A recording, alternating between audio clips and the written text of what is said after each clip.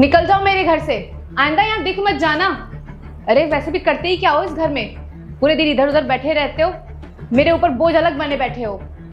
मुफ्त की रोटियां तोड़ने के लिए इनको रखो घर में। और हाँ, जब तक नौकरी ना मिले ना, अपनी शक्ल मत दिखाना। निकलो अभी यहाँ से।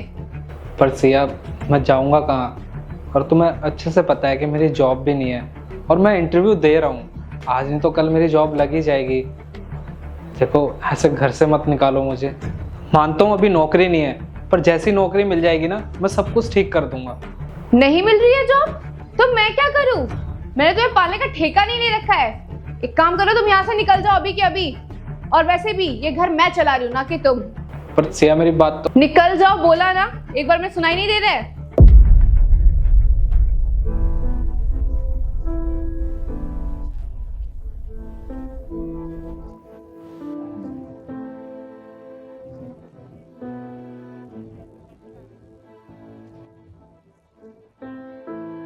मीम साहब दिखाई नहीं दे रहे हैं घर में। साहब कहाँ पे हैं?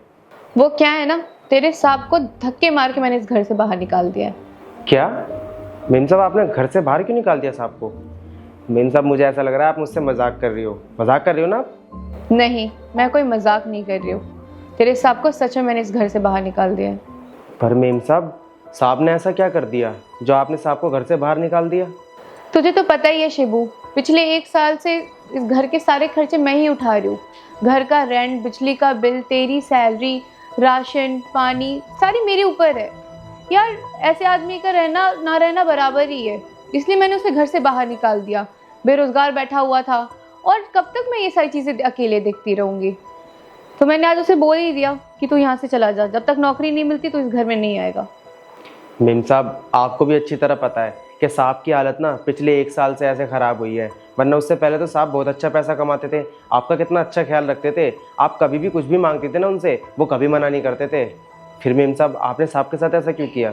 एग्जैक्टली, जब से उसकी फैक्ट्री में आग लगी है तब से सारे खर्चे मैं ही चला रही हूँ, जॉब भी मैं कर रही हूँ। और उसे मुफ्त में ना खाने की आदत हो गई है। घर बैठा रहता है, सिर्फ बोलता है यहाँ इंटरव्यू के लिए जा रहा हूँ, वहाँ इंटरव्यू के लिए जा रहा हूँ, और अभी तक उसे नौकरी नहीं मिली।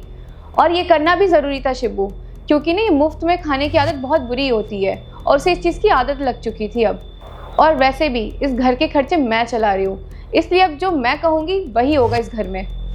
देखिए मीम साहब, ये तो बहुत गलत बात है। साहब के अच्छे वक्त में आप उनके साथ थी, और साहब भी आपका साथ देते थे, हमेशा आपके साथ रहते थे। और जब साहब का बुरा टाइम आ गया तो आपने उनको छोड़ दिया। मीम साहब, ऐसे नहीं करना चाहिए आपको साहब के साथ। देख, तुझे अपने साहब की चमचागिरी करने की कोई ज़रूरत नहीं है। चुपचाप जा अपना काम कर। मीम साहब, आप बिल्कुल ठीक बोल रही हो। मेरी इतनी औकात नहीं कि जो आप दोनों के बीच में बोलूं। पर मीम साहब, मैं आपसे एक बात बोलूँगा, आप प्लीज़ बुरा मत मानना। मीम साहब, जब मेरी शादी हुई थी ना, तो मेरे माँ बाप ने बहुत ज़्यादा कर्जा लेके मेरी शादी करी थी। मीम साहब, मेरे पे बहुत ज़्यादा कर्जा था, मुझे कैसे भी करके वो कर्जा उतारना था। लेकिन मेरी पत्नी ने ना कभी मेरा साथ नहीं छोड़ा। उसने मेरे साथ कंधे से कंधा मिला के मेरा सारा कर्जा चुकता करवा दिया। और मीम साहब, एक बात बताऊँ आपको, जो पति पत्नी का रिश्ता होता है बहुत ज़्यादा पवित्र होता है, एक दूसरे को समझने से चलता है। मीम साहब ने आपके बुरे टाइम में आपका साथ दिया था। मुझे अच्छे से याद है कि आपके पापा की तबीयत कितनी ज़्यादा ख़राब थी और आपको पैसों की कितनी ज़्यादा ज़रूरत थी। लेकिन साहब ने बिना पैसों की फ़िक्र करे आपके पापा का इलाज करवाया। वो चाहते तो मना भी कर सकते थे, लेकिन उन्होंने ऐसा नहीं किया, क्योंकि साहब की ये तो दरिया दिली है जो साहब ने आपका साथ दिया। और मीम साहब, आज उनका बुरा टाइम आया तो आपने उनको घर से बाहर निकाल दिया।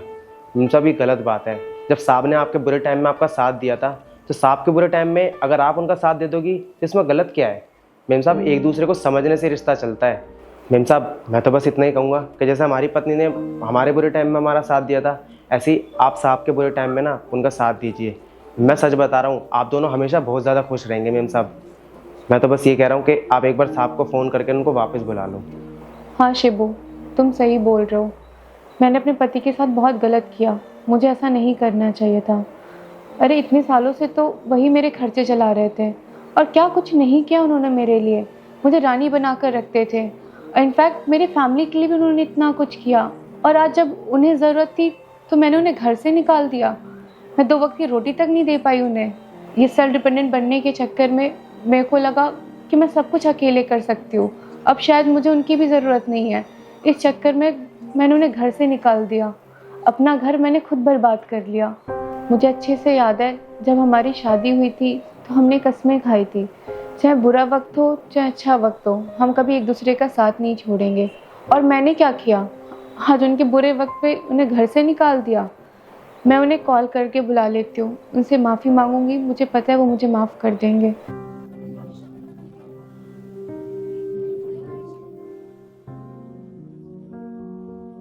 राहुल, तुम आ गए।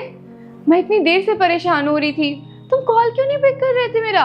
मैं इतनी देर से तुम्हें कॉल कर रही थी, कहाँ थे तुम? अच्छा हुआ तुम आ गए। देखो राहुल, वो मेरे से गलती हो गई, मुझे पता है ये माफ़ी के लायक नहीं है, but I am sorry. Please मुझे माफ़ कर दो राहुल। सिया, तुम्हें माफ़ी मांगने की कोई ज़रूरत नहीं है। और तुमने कुछ गलत थोड़ा ना किया है, सही तो किया है तुमने। और वैसे भी मैं इस घर में कर ही क्या रहा हूँ?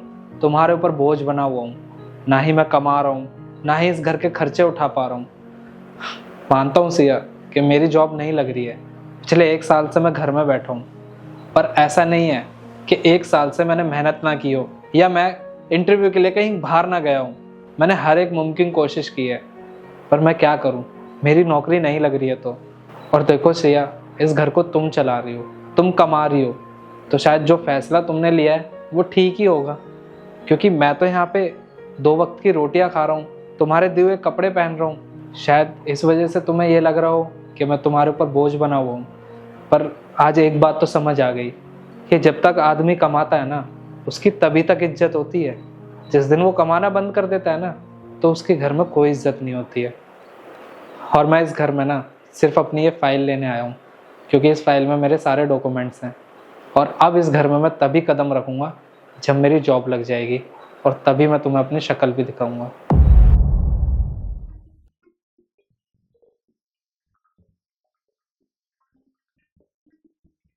राहुल, राहुल मेरी बात तो सुनो। शिट यार, मैंने अपना घर खुद ही खराब कर लिया। अब मैं क्या करूं?